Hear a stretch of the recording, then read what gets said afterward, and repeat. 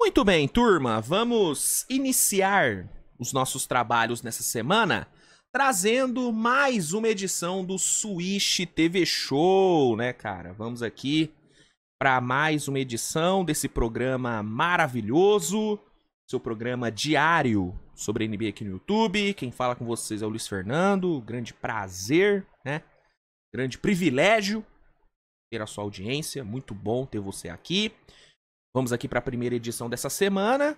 Estamos aqui nessa segunda-feira, dia 10 de março, que é o quê? Que é o quê? Pera aí, ó. Hoje é teu aniversário. Todo mundo! Estás de parabéns. Ai, minha voida. Ai, minha voida. Hoje é teu aniversário. Estás de parabéns. E o quê? Jesus, E o quê? a toda a tua família eu quero agradecer. Moleque! Ai, minha voida! Hoje é meu aniversário, rapaziada. Meus amigos, dia 10 de março, aniversário aqui do Titio. Por incrível que pareça, não estou fazendo 40 anos, apesar da latinha aqui parecer de um cidadão de 40 anos, eu tô fazendo 26, né? Tô fazendo 26. Então, ficando mais velho, sempre uma preocupação, né? É sempre uma preocupação você ficar mais velho. Mas tô feliz, muito contente aí por completar mais um ano de vida, mais um ano fazendo o que eu amo, né, cara? Que é falar sobre basquete, falar sobre NBA. Então, só tenho a agradecer a todos vocês, porque se não fossem vocês, eu não estaria fazendo o que eu amo, né? Então, obrigado aí a todos.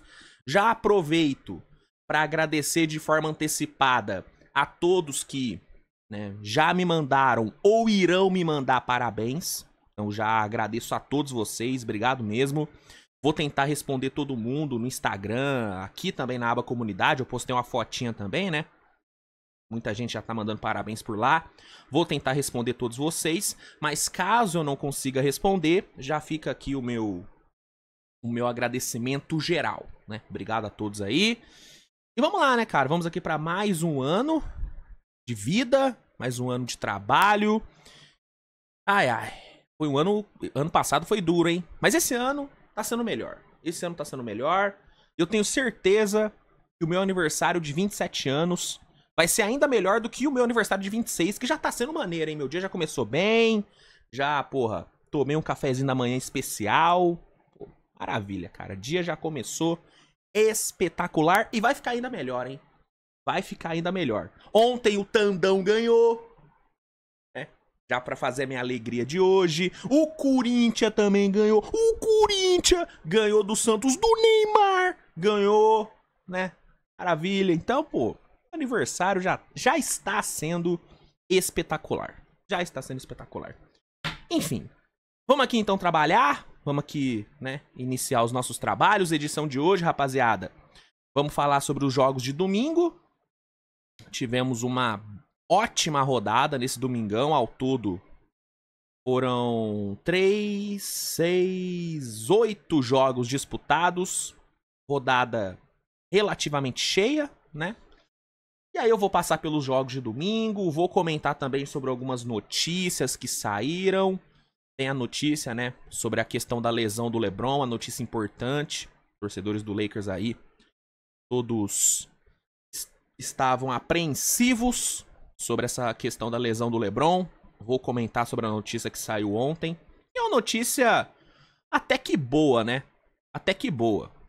Dada a preocupação que se criou, né, quando ele machucou ali contra o Celtics, a notícia que saiu ontem, ela é até boa, realmente é uma notícia boa. Então eu vou comentar sobre ela, tem outras notícias também que eu quero comentar. E é isso, programa cheio de coisa, programa recheado, então vamos aqui começar logo. Só peço para que você deixe seu like, se inscreva no canal que é importante, compartilhe o conteúdo com a galera. Pessoal que tá assistindo aí na Premiere, fica à vontade para comentar no chat, como sempre, né? O chat tá sempre liberado aí para vocês, então fiquem à vontade para interagir aí nos comentários e no chat, né, principalmente. E vambora, roda a vinheta e vamos começar a edição de hoje do meu, do seu, do nosso Switch TV Show. Vai! Beleza, turma. Vamos começar aqui então a edição de hoje falando sobre os jogos de ontem. E já para começar com chave de ouro, vamos falar sobre o jogo que abriu a rodada de ontem, que foi simplesmente o duelo entre os dois principais candidatos a MVP. Ontem tivemos Denver e Thunder se enfrentando. De um lado, Nikola Jokic, do outro, Shai Gilgeous-Alexander, os dois favoritaços ao prêmio de jogador mais valioso da temporada. E também duas das equipes mais fortes da Conferência Oeste, né? Líder e vice-líder se enfrentaram. Na hora do jogo, o Denver ainda era vice-líder, né? Agora, o Denver foi ultrapassado, né? A derrota colocou o Denver atrás do Lakers, se não me engano. Mas na hora do jogo, o Denver era vice. Então, um duelo entre os líderes do Oeste, entre os favoritos a MVP. Então era um jogo muito grande, horário bom, né, cara? 2 horas ali da tarde, depois do almoço. Então, cara, era um contexto maravilhoso pra esse jogo. E o jogo em si foi muito bom, né, cara? Apesar, né, da arbitragem ter feito de tudo pra estragar o jogo, né? Essa é a grande verdade. A arbitragem... É como sempre, né, também, né? A arbitragem, ela sempre tenta estragar os jogos da NBA. Mas ontem, cara, a arbitragem tentou legal. A arbitragem muito fraca, muito ruim. Mas, no fim, acabou que o jogo foi bom, independente disso. Né?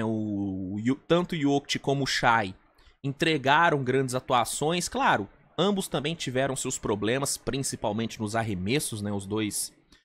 O Jokic chutou 2 de 10 para 3 e o Shai 2 de 11, se não me engano. Deixa eu só confirmar se é isso.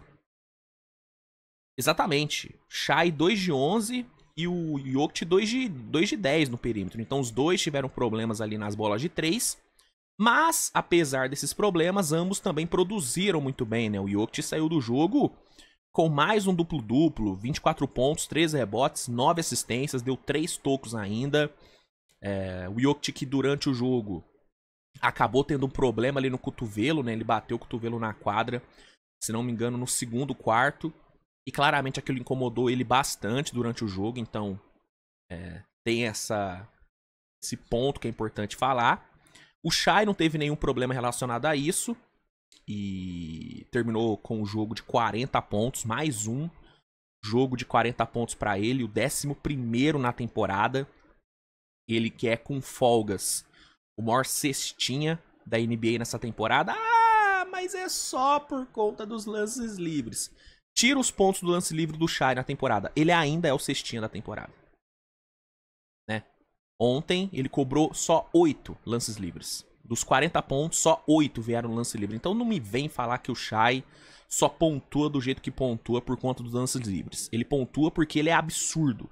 Porque ele é um scorer bizarro de bom. É por isso que ele pontua tanto. Além da entrega defensiva dele, que foi muito boa. Então, foi um bom duelo entre os candidatos a MVP. O jogo em si foi bom, foi equilibrado até o último período. O último período foi onde realmente o jogo deu uma desequilibrada a favor do Oklahoma. O Thunder fez um quarto período fantástico, tanto na parte defensiva como principalmente na parte ofensiva. Foram 41 pontos marcados pelo Thunder e só 20 sofridos. O Thunder dominou o quarto período e aí, com esse fechamento de jogo fantástico, Oklahoma saiu vencedor, venceu por 127-103. Uma vitória incontestável do Thunder, não tenho o que falar. Não tenho o que falar, Thunder mereceu muito vencer. Coletivamente, o time foi bem melhor do que o Denver, que basicamente se resumiu ao Jokic e ao Michael Porter. Ambos combinaram para 48 pontos, o resto do time não conseguiu acompanhar. O Christian Braun até que fez um bom jogo, isso tem que ser falado. 19 pontos, 3 bolas de 3. Mas de resto, Jamal Murray, um jogo muito apagado. O banco, como sempre, totalmente irrelevante, né? Inclusive os bancos foram aí um diferencial para a partida. Enquanto o Denver teve só 14 pontos vindo do banco, o Oklahoma teve 31. Então isso acabou também sendo ali um fiel da balança para o jogo. Então, A coletividade do Thunder também foi, né, foi um fator determinante, né? O Thunder, além do Shai metendo 40 pontos, teve o Jalen Williams metendo 26, teve Chet marcando 14 pontos, pegando 8 rebotes, dando 4 tocos. Deveria ter sido ejetado? Deveria. Aquela falta que não deram dele em cima do Westbrook foi um absurdo. Mas jogou muito bem. Jalen Williams teve uma participação importante ali, espaçando o quadro, especialmente no primeiro tempo. O banco, no geral, foi muito bem. Caruso foi muito bem. Isaiah Joe matou bola. Kayson Wallace matou bola. Então, cara, foi uma bela apresentação do Thunder. Não foi uma apresentação perfeita, não. O Thunder teve dificuldades durante o jogo e tal. Tomou algumas runs do Denver. Mas, no fim, fez o que tinha que fazer. Se portou como o líder que é. O líder da conferência, né, que é. E saiu com um grande resultado. Vitória de número 53 do Oklahoma na temporada. 29ª vitória em casa. Enquanto o Denver sofreu sua 23ª derrota. A 14ª como visitante. E perdeu aí a vice-colocação. Hoje pode voltar a vice-liderança. Hoje tem mais um duelo contra o Oklahoma. Então vai ter aí a revanche. Tem que torcer também pro Lakers perder pro Brooklyn, né? Não depende só do Denver, no caso. Mas, enfim. Derrota pro Denver, vitória pro Thunder. Jogo muito bom aí. Que abriu a rodada da NBA. E um jogo que pode sim ter peso na votação para MVP. Né? Claro que ainda tem muita coisa para acontecer. Hoje mesmo pode acontecer do Jokic ter um jogo muito melhor do que o Shai. E aí as coisas, né, voltam ao mesmo ponto, né? Mas, querendo ou não, né, num duelo contra o seu principal concorrente a um prêmio, você meter 40 pontos e ganhar o jogo, acaba, né, sendo algo que pode te ajudar. Eu até falei no pós-jogo de ontem que pode ser que esse jogo não tenha tanta influência assim no prêmio, porque normalmente a galera desmerece muito as atuações do Shai por conta do argumento de que só cava falta, só vai pro lance livre. Então, pode ser que muita gente olhe pra esse jogo de 40 pontos do Shai e não valorize pelo hate que a galera tem em cima dele. Então, pode ser que por esse motivo o jogo de ontem não interfira tanto assim na votação. Essa galera aí que não gosta do Shai, que é hater do Shai, vai olhar pro jogo de ontem e ainda vai achar que o Jokic merece mais do que o Shai. Ponto. Não vai, pode não ter nenhuma influência. Mas pensando num cenário onde os votantes vão ser pessoas, né, imparciais, né, ontem o Shai realmente jogou bem melhor do que o Jokic. Então, talvez lá na frente a gente olhe pro jogo de ontem e fale, pô, o MVP foi decidido ali. Pode ser. Vamos ver o que acontece nos próximos meses, né? Vamos ver o que acontece hoje, né? Porque, como eu disse, se o Jokic meter um jogaço e ganhar o jogo, as coisas, meio que o jogo de ontem e o jogo de hoje, eles vão acabar se virando equivalentes aí, pensando na disputa pelo MVP, né? Enfim. Bela vitória do Thunder, que deixou meu domingo muito feliz. E depois, a vitória do Corinthians contra o Santos deixou meu domingo ainda mais feliz. Então foi um domingo muito contente pro menino Swish. Foi um ótimo domingo. E eu ainda comi uma belíssima panquequinha de carne, que é uma coisa maravilhosa. Eu amo panqueca. Então, velho, que domingo, hein? Que domingo. Foi maravilha. Vamos lá, seguindo aqui. Na sequência tivemos o Phoenix Suns fazendo sua obrigação e vencendo ali o catadão do Dallas. O refúgio ali do Dallas não conseguiu vencer o Phoenix, que venceu por 125-116.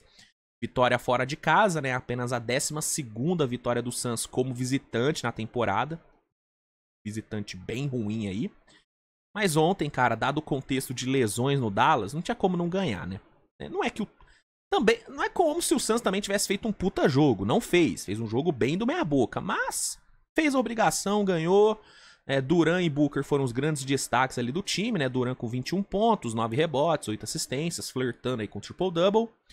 E o Devin Booker ali com seus 24 pontos. Inclusive, cara, o Devin Booker separei aqui, cara. Ele deu uma declaração sobre a questão de enfrentar o Dallas sem o Luka, que eu achei bem interessante, né? O Booker e o Luka, né? Pra quem começou a acompanhar a NBA esse ano e tal, os dois, eles, cara, criaram uma rivalidade aí nos últimos anos, né? Por conta dos embates entre Phoenix e Dallas. Um dos grandes atrativos desses confrontos entre os dois times era exatamente o duelo entre o Luka e Booker, né? E aí, né, agora o Luka tá no Lakers. O Luka não tá mais no Dallas, então o Booker não vai mais enfrentar o Luka com a camisa do Dallas, pelo menos por enquanto, né? E aí, depois do jogo, ele foi perguntado sobre isso, né? Pô, Devin, como é que é e tal, jogar contra o Dallas sem o Luka, como que é a sensação? E aí o Devin Booker deu uma declaração que eu achei muito boa. Ele falou o seguinte, ó, abre aspas. Você pode sentir isso. Você pode sentir quando aterrissa. As vibrações estão baixas agora. Então, você vê aí que o grande rival do Luka, né, ou um dos grandes rivais do Luka, até ele meio que sente que tem algo errado quando vai enfrentar um Dallas sem ter o Luka, né? Parece que tem alguma coisa diferente, tem alguma coisa errada ali, né? E realmente é uma sensação que muita gente tem, né? Eu ainda não me acostumei com o Luka no Lakers, não vou mentir. Pra mim ainda é esquisito. Ainda é esquisito. Então, eu só quis trazer essa declaração do Booker porque é algo que muita gente sente também, né? Na hora que você liga num jogo do Dallas e não vê o Luka, você... Caramba, tá faltando alguma coisa, né? Não tá normal. Não tá normal. E aí você vê um jogo do Lakers e você vê o Luka lá. Sabe? É esquisito. É esquisito. Então, essa declaração do Booker, ela foi bem interessante. Achei bem interessante o que ele falou. Seguindo aqui, então, a nossa programação. Meu fone caiu aqui, eu tive que pegar, gente. Perdão. Bora. Ó. Vamos seguir aqui, então, falando sobre... qual que é o próximo jogo? Aqui. Vamos falar sobre Grizzlies e Pelicans, né? Terceiro jogo aí do dia, jogo lá em New Orleans. Um jogo que, na teoria, né, era pra ser um jogo tranquilo pro Memphis, só que na prática acabou sendo um jogo difícil, cara. O Memphis teve muita dificuldade no jogo de ontem, inclusive passou um perrengaço ali no quarto período, né? Passou um perrengue, Pelicans encostou legal, mas no fim, com Bane e Moran combinando para 62 pontos, o Memphis cumpriu ali sua obrigação, venceu o Pelicans por 107-104 e chegou a 40 vitórias na temporada, né? O Memphis que vive um momento de muita oscilação, né, cara? Recentemente embalou uma sequência de 4 derrotas seguidas e tal. Aos poucos o Memphis vai aí se recuperando na tabela, se recuperando na classificação, então uma vitória bem importante. Não foi uma vitória bonita, não foi uma vitória linda, mas foi uma vitória que tinha que acontecer, né? No fim, vitória é vitória. Moran e Bane, como eu falei, foram os destaques. 32 pontos pro Moran e 30 pro Desmond Bane, que ainda pegou 9 rebotes e deu 8 assistências, né? Desmond Bane vira e mexe aí flertando com triple-doubles, né? Melhorando muito aí em outras áreas do seu jogo. Eu me lembro quando o Desmond Bane, ele era só um arremessador, né, cara? Agora ele já virou um reboteiro, já virou também um bom playmaker. Desmond Bane evoluindo muito, mano. Evoluindo demais mesmo. Gosto muito dele. Jogadorzaço Desmond Bane. Amo o Desmond Bane. O nosso querido bracinho de T-Rex, né? O bracinho de T-Rex é bom demais. Muito bom jogador. 40 vitórias pro Memphis e 48 derrotas pro Pelicans, que teve ali o Trey Murphy sendo o seu grande destaque com 27 pontos. Depois tivemos Philadelphia e Jazz se enfrentando, né? Philadelphia totalmente desesperado, né? Vindo de uma sequência enorme de derrotas. Pegou um Jazz que não tá nem aí com nada pra temporada. Só quer que a temporada termine. E aí, no fim, cara, vimos um jogo disputado, equilibrado, mas que terminou com vitória de Filadélfia, né? Com o Lonnie Walker entregando o seu melhor jogo nesse retorno para a NBA, né? Foram 25 pontos e 11 rebotes para ele. O Philadelphia venceu o Utah por 126-122 encerrou a sua gigante sequência de derrotas e garantiu sua 22ª vitória na temporada. Sinceramente, eu já acho que o Sixers não vai conseguir brigar por play-in. Eu até falei ontem, né? E pra mim o play-in do leste já tá meio que definido. Os times, né, que vão pro play-in pra mim já estão definidos. É Bulls, é Hawks, é Magic e é Miami. Pra mim não sai desses 4 times. Matematicamente, Filadélfia tem chance, assim como Toronto e Brooklyn também tem chance. Mas eu acho muito difícil eles entrarem nessa zona de play-in. Pra mim, os 4 que estão lá já estão definidos. Mas o Philadelphia vai tentar, né, mano? Vai tentar salvar a temporada, mas vai ser difícil. Vai ser bem difícil. Do lado do Jazz, que sofreu sua 49ª derrota, destaque pro Filipowski, né? Filipowski que tem entregado ótimos jogos, né? O novato aí tá engatando uma sequência bem boa. Ontem foi de novo o destaque do Jazz. 25 pontos, 7 rebotes e 3 roubos de bola pro menino Filipowski. Bom jogador, tá? Gosto bastante do Filipowski. Na época do draft, vocês devem se lembrar. Falei bastante dele. Achei uma ótima escolha do Jazz. Uma ótima escolha. Seguindo aqui, pessoal. Tivemos um embate entre Cleveland Cavaliers e Milwaukee Bucks. Né? Jogo lá em Milwaukee. Cavaliers vindo de 13 vitórias seguidas. O Bucks também vivendo uma fase muito boa. Duelo bem interessante. Só que no fim, cara, acabou que não foi o duelo equilibrado que muita gente esperava, né? Muita gente esperava um jogaço, um jogo pegadaço. Mas no fim o que vimos foi um total amasso do Cavaliers, né? A grande verdade é que em nenhum momento o Cavs foi de fato ameaçado pelo Bucks. Em nenhum momento. O Cavs foi completamente senhor do jogo, né? Do primeiro ao último minuto. Foi o Cavs quem dominou, foi o Cavs quem amassou. Defensivamente o time foi absurdo, limitou o Bucks a só 100 pontos. Né? E estamos falando de um Bucks com o Giannis e Damian Lillard, então não é qualquer Bucks. Não é que o Bucks estava desfalcado, não. Tava com Giannis e Lillard e mesmo assim não passou dos 100 pontos. Mérito, demérito também do Bucks, obviamente, que muito turnover, aproveitamento ruim no perímetro, mas também muito mérito do Cavs, que defensivamente foi muito bem. E ofensivamente o Cavs foi absurdo, cara. Eu sei que 112 pontos não parecem muita coisa e tal, mas a gente tá falando de um ataque que produziu 19 bolas de 3, com aproveitamento acima dos 40%. Foi um time que teve 10 jogadores diferentes matando pelo menos uma bola de 3 no jogo. 10 diferentes. Todos os titulares passaram dos 10 pontos. E vindo do banco, o Cavs teve 43 pontos. Então, sim, foi uma performance ofensiva de elite do Cavaliers. De elite. O que já é esperado do dono do melhor ataque da NBA. Né? A gente espera isso do Cavs. E, de fato, foi o que os caras entregaram. Uma coletividade fantástica.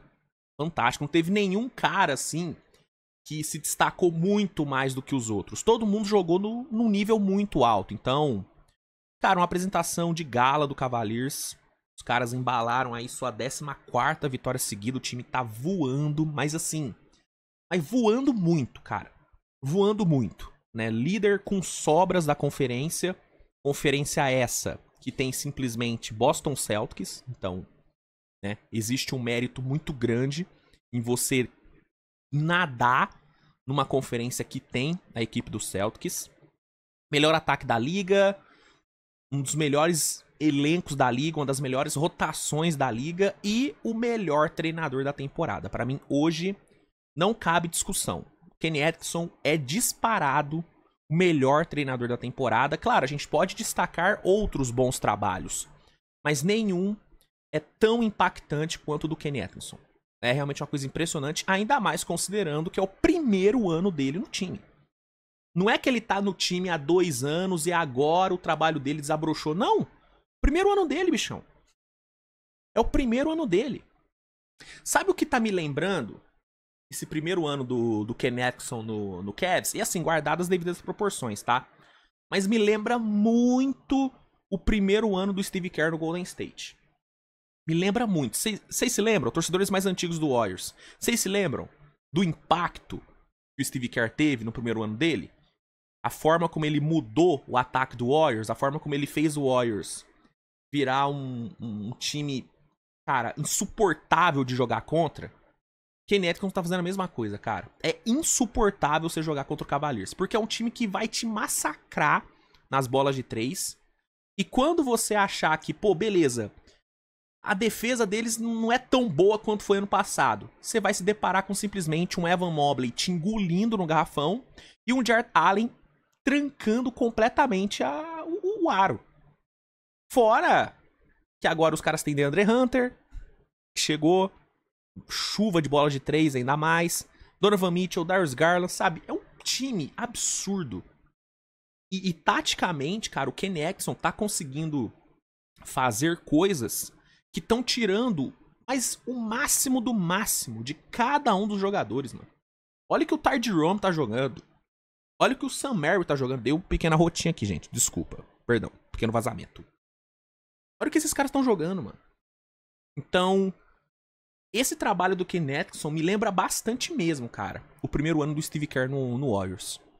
E a gente sabe como é que terminou, né? Vai se repetir? Não sei. Mas que é um trabalho absurdamente fantástico, isso é, cara. Isso é. É um timaço, Cavaliers. Puta que pariu. E se você não acha o Cavaliers um timaço, claramente você não assistiu os jogos, mano. Porque se você assistir pelo menos uns 10 jogos aí do Cavs, mano, você vai achar esse time absurdo. Porque é um time absurdo. Eu tô apaixonado por esse Cavaliers, mano. Apaixonado. Apaixonado. Sobre o Bucks, aquilo, né, mano? O Bucks é um time que tá numa melhora aí. Isso é nítida. Isso é nítido, né? O time tá melhorando. Desde a virada do ano, o Bucks está numa constante melhora. Mas ainda é um time que, em comparação à elite das conferências, tanto do leste como do oeste, ainda é um time que deixa muito a desejar, mano. O Bucks, isso, sim, é a verdade. O Bucks virou um coadjuvante na Conferência Leste. Essa é a verdade. Mesmo com o Giannis e Lillard, o Bucks é um coadjuvante. O Bucks não é protagonista do leste. Desculpa, não é. Não é. O Bucks hoje é segunda pra terceira prateleira da conferência. E aí você fala, pô, Luiz, isso aí é culpa de quem, cara? É treinador? É jogador? É direção? Cara, pra mim é tudo, mano. Pra mim, o Doc Rivers, já falei, cara, o Doc Rivers, ele passa longe de ser um treinador de alto nível, mas longe, longe, longe, muito longe, né? Não seria nem a minha primeira, nem minha segunda, nem minha terceira opção pra comandar o meu time. Não seria. Mas ele tem feito coisas boas desde a virada do ano, isso tem que ser falado.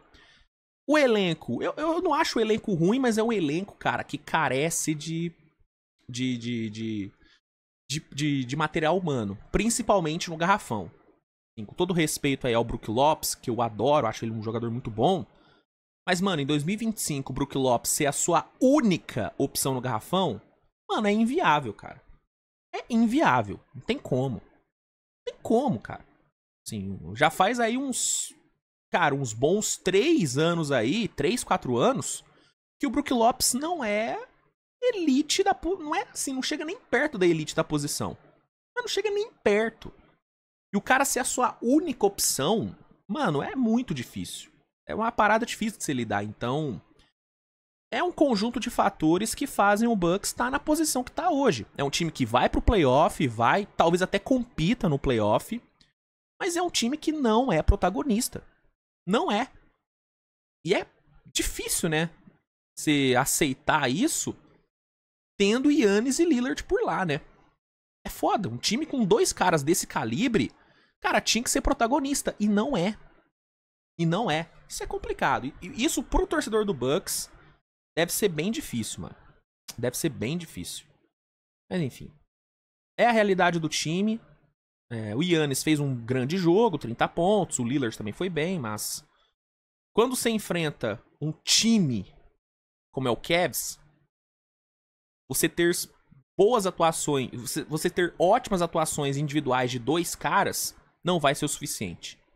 Pra você bater o Cavs, cara, você precisa que seu time jogue muito.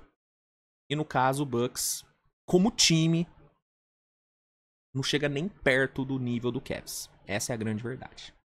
Bom. Na sequência, tivemos Minnesota vencendo a equipe do Spurs, né? Sob a batuta ali do Anthony Edwards. O Minnesota venceu por 141 a 124. Anthony Edwards veio para 25 pontos. Belíssima atuação dele. Um jogo tranquilo ali para Minnesota. Não teve muitos empecilhos ali durante a partida. 37ª vitória do Minnesota. Minnesota embalando aí uma boa sequência de vitórias. E San Antonio a cada dia se afastando mais e mais da pós-temporada. São 36 derrotas, 21 como visitante. Desempenho fraquíssimo do Spurs fora de casa. Depois tivemos um bom jogo entre Pistons e Blazers. Jogo bom, equilibrado, pegado. No fim, venceu Detroit, 119 a 112. Resultado muito bom para Detroit, que chega a 36 vitórias na temporada. Cade Cunningham liderando ali a equipe, né? Vindo aí para os seus 28 pontos. Bom jogo dele. Tim Hardaway também fez um bom jogo. Tobias fez um bom jogo. O banco apareceu bem. E aí no fim, mesmo sem encantar, venceu o Detroit. O Blazers fez um bom jogo. A Furnace Simons, mais uma atuação de 30 pontos para ele. Mas não deu. 37ª derrota. Vitória de Detroit. E encerrando a rodada, encerrando o domingo, tivemos um jogaço entre Clippers e Kings. Jogaço, cara. Jogaço, jogo lá no Intuit Dome, né? Na casa do Clippers. E, mano, esse jogo, cara, teve tudo que um grande jogo pede. Grandes atuações das estrelas. Harden, Kawhi, DeRozan, Lavine. Os caras jogaram muito bem. Muito equilíbrio do começo ao fim. Nenhum momento a gente teve um time sendo muito melhor assim do que o outro. Sempre tivemos ali um equilíbrio. Estrelas decidindo a parada, né? O Harden decidiu ali o quarto período, levou o jogo para prorrogação. E na prorrogação o Kawhi decidiu, né? Baita game winner do Kawhi. Inclusive fazia tempo, né, que o Kawhi não metia um game winner, né? Fazia tempo. Eu não me lembro do último game winner do Kawhi. Então, Kawhi aí voltando, né, a meter um game winnerzinho. Então, assim, foi um jogo que teve tudo, cara. Teve tudo e no fim terminou com vitória do Clippers por 111 a 110. Kawhi decidindo a parada. Harden flertando com o triple-double. 29 pontos, 9 rebotes e 11 assistências. Do outro lado, DeRozan e Lavine também combinando para mais de 60 pontos, né? Foram 31 do DeRozan com 10 assistências, né? E 30 do Lavine. Então, mano, puta jogo. Rodada foi fechada com chave de ouro, né? A rodada foi aberta com chave de ouro e fechada com chave de ouro. Então, excelente jogo e bela vitória do Clippers. 35ª vitória do Clippers na temporada. 30ª derrota do Sacramento Kings, tá bom? Então, sobre os jogos de ontem, era isso, tá? Vamos aqui passar então, rapaziada, para as notícias do dia. Separei aqui algumas notícias pra gente comentar. Então, roda a vinheta. Deixa eu só dar um golinho no café antes, né? Muito bom. Roda a vinheta e vamos aqui pro nosso bloco de notícias. Vai! Beleza, pessoal. Vamos iniciar aqui o nosso bloco de notícias comentando sobre a lesão de LeBron James, né, cara? O LeBron, ele acabou sofrendo uma lesão na virilha no jogo contra o Celtics, né? Sofreu uma lesão ali no terceiro período, né? E não jogou no quarto período, não voltou mais pro jogo. E aí, né, cara, muita preocupação ao redor dessa lesão do LeBron, até porque a última vez que o LeBron machucou a virilha, a temporada do Lakers foi pro brejo, né? Lá em 2018, o LeBron sofreu uma lesão na virilha. 2018 ou 2019? Foi 2019. 18 ou 19? Acho que foi 2019. Enfim. Sofreu uma lesão na virilha e vocês devem se lembrar que depois da lesão do LeBron, a temporada do Lakers foi pro beleléu, né? O Lakers, quando o LeBron machucou a primeira vez, tava no top 4, top 5 da conferência e terminou a temporada em 10º, né? Então, foi uma lesão que já ferrou com a temporada do Lakers uma vez, e aí vendo ele machucar de novo a virilha, criou essa mesma preocupação no torcedor. Só que as notícias, dado o contexto, as notícias são até boas, né? Segundo informações, o LeBron deve perder pelo menos 1 ou 2 semanas, né? Esse deve ser o período aí que o LeBron vai precisar para se recuperar. Realmente foi uma lesão na virilha, né? O Charania aqui reporta isso. Então, dado a preocupação que foi criada, eu acho que, cara, 2 semaninhas aí, mano, é ok, né? Ao todo, se forem 2 semanas mesmo, ele vai perder 8 jogos. Eu entendo que o calendário do Lakers não é um calendário fácil, né? Por exemplo, pegando aqui os próximos 8 jogos do Lakers. Ó. Aqui, ó. O Lakers vai pegar, por exemplo, vai ter alguns duelos fáceis, né? Contra Brooklyn hoje, por exemplo, entre aspas, né? Fáceis. San Antonio também, entre aspas, vai ser um adversário fácil. Mas vai pegar Bucks, vai pegar Denver, vai pegar Phoenix, vai pegar Denver 2 vezes, inclusive, né? Vai ter alguns jogos difíceis aí pela frente. Então, eu entendo que a sequência do Lakers não é fácil. Mas, cara, se forem só 8 jogos mesmo, eu acho que é algo que dá pro Lakers... Dá pra torcida aceitar, né? Tipo, não precisa ficar desesperado. Vai ser difícil suprir o LeBron? Vai ser muito difícil. Impossível você suprir um cara do nível do LeBron, né? Eu acho que o J.J. Redick, ele deve colocar no lugar, né? Se o Hachimura voltar, ele deve ficar com Hachimura e Finney Smith, né? E aí ele fecha com Luka, Reeves e Reyes. Tem que ver se o Reyes volta também hoje, né? Não tem nenhuma informação confirmada. Mas no cenário onde Hachimura e Reyes voltam, acredito que o JJ vai colocar o Finney Smith no lugar do LeBron, mantém o Hachimura como titular, né? Como ele vinha sendo. E aí fecha com os outros 3, né? Luka, Reeves e Reyes. Caso o Hachimura ainda não volte, aí eu acredito que o JJ vai de Vanderbilt, vai focar mais na defesa, reforçar a defesa. E aí confiar que o Luka e o Reeves vão conseguir carregar ali o ataque, vão fazer o time produzir.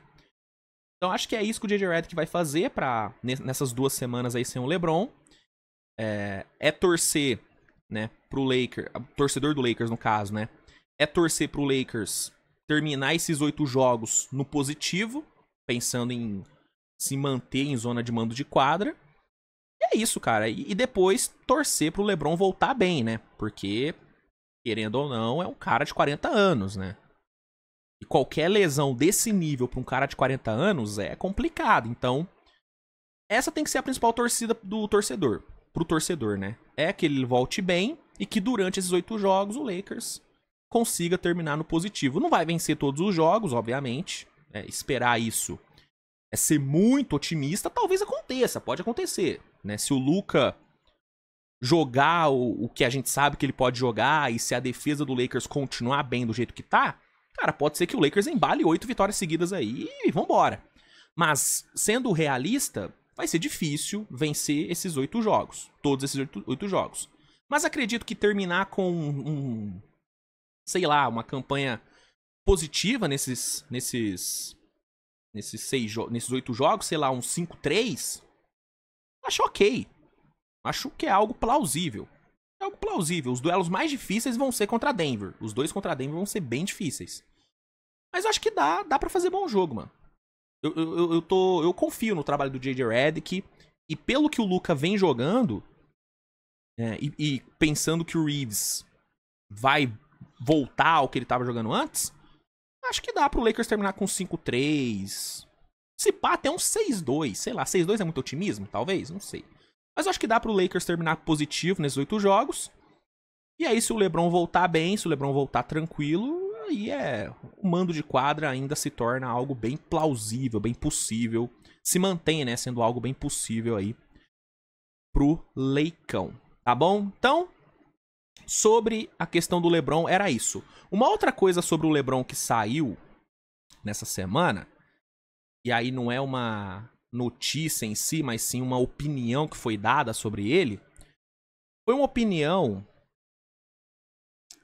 relacionada ao quão ídolo o LeBron James já é no Lakers. Eu sei que é algo que não tem a ver com essa notícia da lesão dele, mas é algo relacionado ao LeBron e é algo relacionado ao LeBron que eu tenho opinião sobre. Então eu queria compartilhar com vocês a minha visão sobre a opinião que o nosso querido Rick Butcher, né, deu sobre o LeBron. Separei aqui a matéria do Jumper, onde eles tratam sobre essa questão. Ó, vamos lá.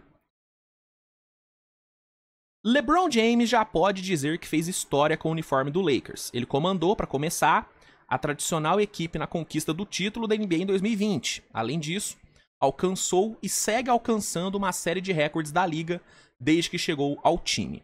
A nova geração de torcedores já o vê como um dos grandes ídolos da história da franquia, mas para o Rick Butcher isso é um menosprezo, e aí ele dá a opinião dele, abre aspas. Antes de tudo, como um torcedor desse time desde criança, acho que as pessoas estão abaixando o sarrafo demais nessa questão. Os padrões são mais altos para estar entre os grandes dessa franquia.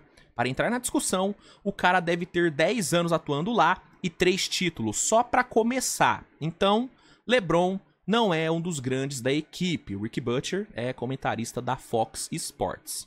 E aí ele conclui falando: LeBron é um dos grandes da história, sim, mas não é um dos grandes da história desse time. Conseguiu vários recordes com o uniforme da equipe, mas não construiu essas marcas na equipe. Há uma grande diferença, e só ganhou um título em Los Angeles.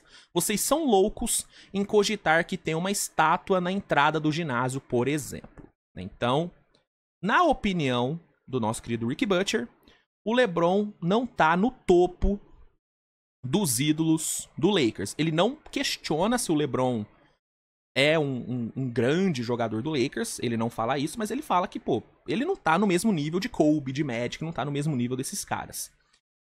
E assim, você olhando aqui pros comentários aqui dessa matéria do Jumper, você vê muita gente questionando o Rick Butcher e tal. Se você pegar, né, o vídeo que tem dele falando isso, você também vai ver muita gente falando que ele tá maluco, que o LeBron é sim um dos grandes ídolos do Lakers.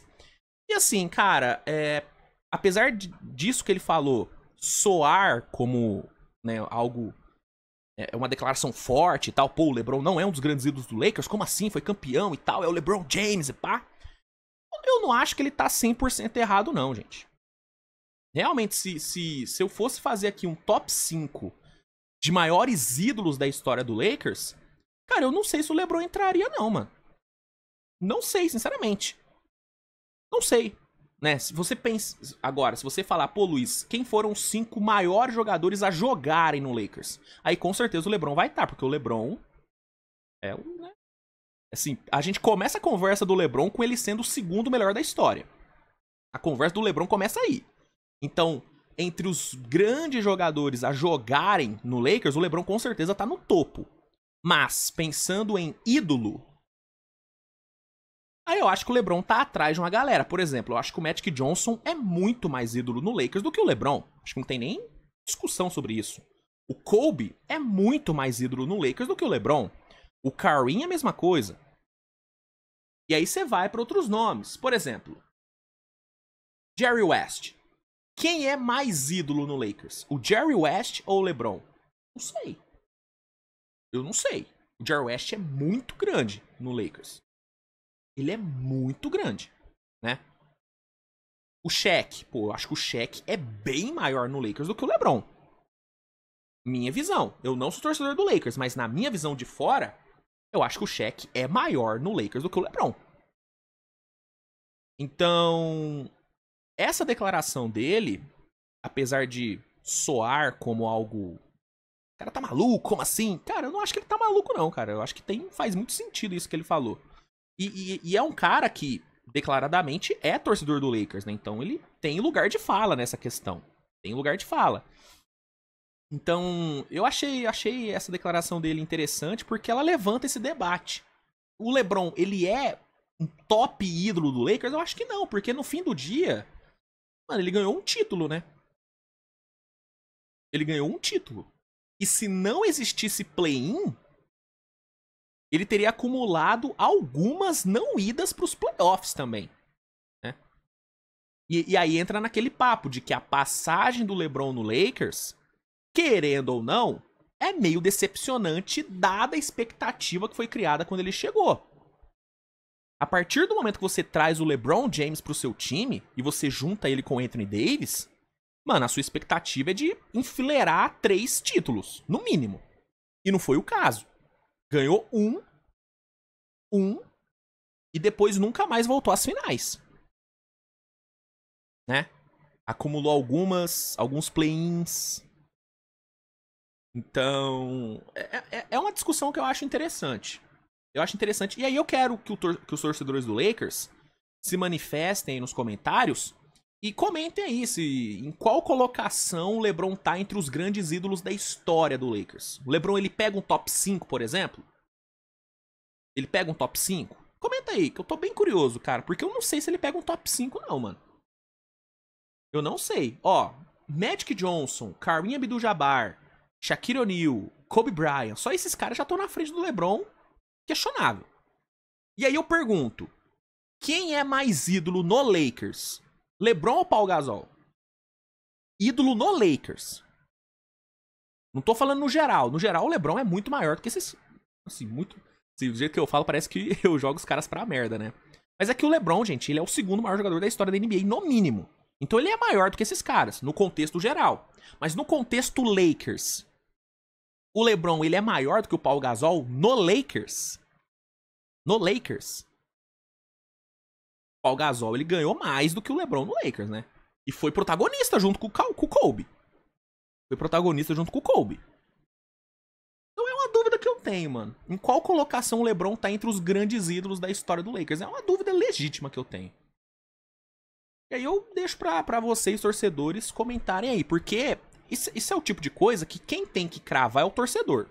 Eu não sou torcedor do Lakers, então eu não consigo medir 100% corretamente a idolatria dos jogadores. Então eu deixo pros torcedores aí comentarem. Então, comenta aí. Se você concorda com a fala do Rick Butcher, onde você coloca o LeBron entre os ídolos da franquia Lakers? Manda aí que eu quero saber. Esse papo de... E assim, só pra concluir... Ele termina falando, pô, é uma loucura cogitar uma estátua do LeBron na frente do ginásio. Eu também acho uma loucura, tá? No Cleveland, é obrigatório ter uma estátua do LeBron. Inclusive, vou falar, no Cavs, é obrigatório ter uma estátua do LeBron e do Kyrie Irving. Os dois tem que ter a estátua ali, tá? Tem que ter.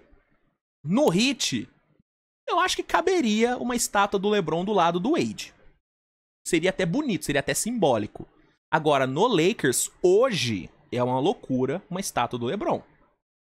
A menos que ele enfilere uns 2 títulos seguidos aí agora junto do Luka, eu acho que é uma loucura. Mas, enfim. E aí, só posso soltar mais uma antes de encerrar? Eu acho que o Luka pode vir a ser um jogador no Lakers maior do que o LeBron, tá? Eu acho que o Luka tem potencial pra se tornar maior do que o LeBron no Lakers. Porque ele tem 26 anos só, né? Então a projeção aí de alto nível do Luka no Lakers, ela é muito grande. Né? Se o Luka jogar, igual o Rick Butcher falou, tem que jogar 10 anos. O Luka, ele tem condições de jogar 10 anos no Lakers. Né? Então eu acho que o Luka, a passagem do Luka no Lakers... projetando, ela pode ser maior do que a do LeBron. Soltei essa também. E aí, comentem. Mas enfim, essas eram as notícias que eu queria trazer aqui pra vocês hoje, tá bom? Espero que vocês tenham gostado do vídeo. Se gostou, deixa o like, se inscreve no canal. Reforço, né, o meu agradecimento a todos aí que mandaram mensagem, que estão mandando mensagem agora de parabéns pra mim. Agradeço muito mesmo. Obrigado. E vamos lá, né, cara? O trabalho segue. Hoje teremos ainda muita coisa saindo no canal, então fica ligado. Eu não garanto, rapaziada, que eu vá cobrir a rodada de hoje, tá? Porque vai ter uma festinha aqui pra mim aqui em casa. E aí talvez eu não consiga cobrir, porque eu vou curtir meu aniversário também, né? Sou filho de Deus, também mereço curtir meu aniversário. Então, talvez eu não venha aqui falar sobre os jogos de hoje, né? Mas aí amanhã no Switch TV Show eu vou cobrir todos eles. Fiquem totalmente tranquilos em relação a isso. Mas vamos ver, né? Talvez eu ainda venha aqui, ainda assista aos jogos, porque eu sou um psicopata por essa coisa, né? Então, talvez em meio aí à festa, eu ligo a televisão e vou assistir um Lakers e Nets, por exemplo. Vou assistir Denver e Thunder. Talvez aconteça. Então, fiquem ligados no canal, mas eu não garanto, tá? Não garanto que eu vá aparecer aqui hoje ainda pra falar sobre a rodada, porque realmente vai ter minha festinha, vai ter bolo, salgadinho, e eu quero curtir minha festinha, porra, eu mereço isso. Mas então é isso, gente, tamo junto, grande abraço, beijo no coração de vocês e até a próxima, tchau!